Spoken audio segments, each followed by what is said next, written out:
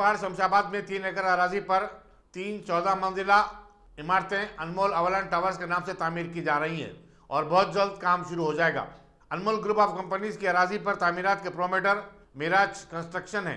Anmol group of companies के director और वक्फ board के सदर मोहम्मद सलीम ने अनमोल अवलान प्रोजेक्ट के पार्टनर रफीक खिमानी और अराजी के मालिक मोहम्मद समीर की मौजूदगी में संगे बुनियाद रखा। अनमोल अवलान टावर्स के पार्टनर सैयद अनीसुद्दीन ने बताया कि 3 टावर्स में जुमला 420 फ्लैट्स होंगे। वज़ीर दाखिला महमूद अली, साबिक वजीर मोहम्मद शब्बीर अली, रुकन असम्बली जी प्रकाश गौड़, साबिक MP जी विवेक, डिप्टी कमिश्नर पुलिस शमशाबाद प्रकाश रेड्डी और दूसरों ने भी तकरीबन संगे बुनियाद में शिरकत की।